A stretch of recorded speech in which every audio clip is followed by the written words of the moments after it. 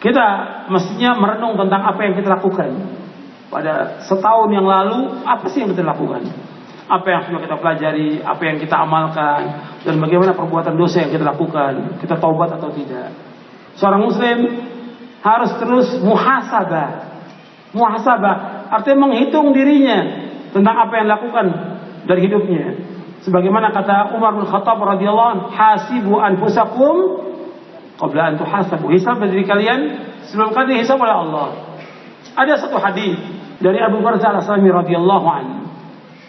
Ia berkata, setelah bersabda Rasulullah sallallahu alaihi wasallam, tidaklah bergeser kedua kaki seorang hamba nanti pada hari kiamat, melainkan Allah akan tanyakan tentang 4 pertanyaan. Yang pertama, Allah akan tanyakan tentang umurnya, dihabiskan untuk apa. Yang kedua, tentang ilmunya, diamalkan atau tidak. Yang ketiga, tentang harta, dari mana dia peroleh dan kemana dihabiskan.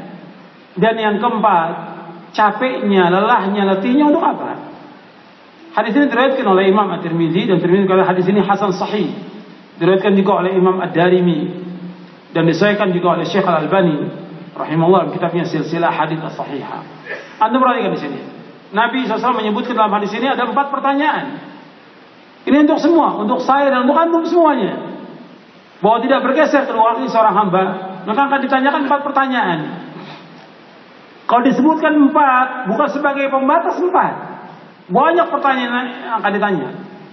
Yang asas sekali, yang asas masalah tauhid kepada Allah akan ditanya.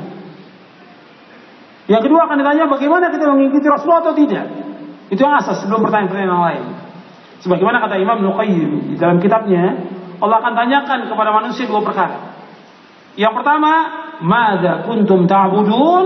Yang kedua, wa madza ajabtumul mursalin? Yang pertama, bagaimana kalian beribadah kepada Allah? Yang kedua, bagaimana kalian menyambut seruannya para rasul? Arti yang pertama, bagaimana kalian mentauhidkan Allah? Yang kedua, bagaimana kalian, apakah kalian mengikuti Rasul atau tidak? Yang akan ditanya.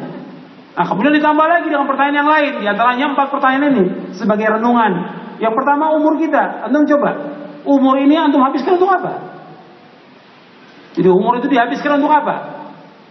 Coba, selama berapa tahun antum ini hidup, dihabiskan buat apa? Ada yang habis buat makan, buat main, buat nonton, buat jalan-jalan, ya, buat olahraga, buat ngobrol, buat SMS, ya, buat segala macam, Facebook, chatting, segala macam sudah habis waktunya.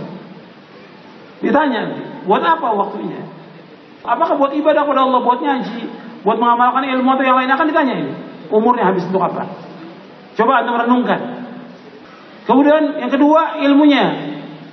Dia nuntut ilmu atau tidak, dan diamalkan atau tidak ilmu ini.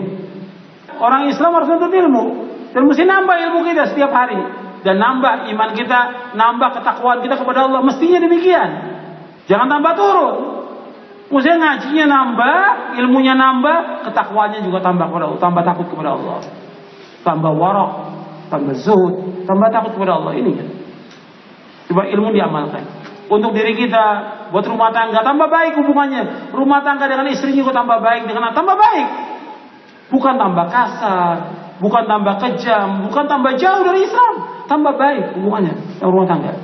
Begitu hubungan dengan masyarakat tambah baik. Renungkan ini. Yang ketiga, harta kita dari mana kita peroleh? Dari yang halal atau yang haram? Kita cari maisha ini halal atau haram? Coba renungi, pekerjaan kita ini halal atau haram? Uang yang masuk ke kita, uang siapa? Uang orang, uang kantor, barang itu yang ada pada kita, barang kantor, barang yayasan, barang masjid, atau punya orang lain, atau utang yang antum belum bayar, antum pakai barangnya. Coba antum renungkan, dari mana harta itu antum peroleh?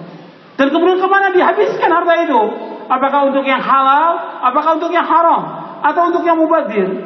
Untuk yang bid'ah? Untuk yang syirik? Akan ditanya oleh Allah harta itu. Dihabiskan untuk apa? Apa dihabiskan untuk mubadzir? Seperti banyak kaum muslimin habiskan uangnya untuk merokok, untuk bid'ah. Ini haram, rokok haram.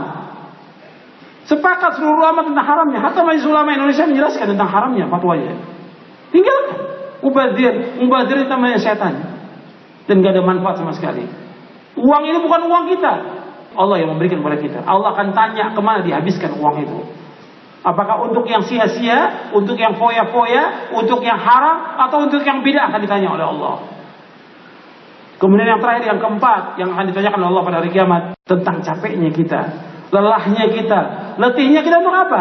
Kita capek untuk apa?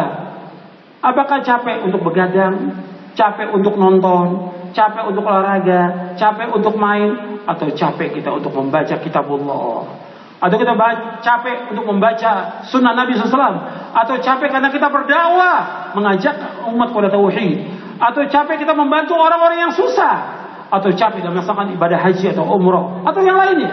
Capek kita untuk apa? Untuk di jalan yang benar atau di jalan bid'ah dan syirik? Allah akan tanya tentang ini.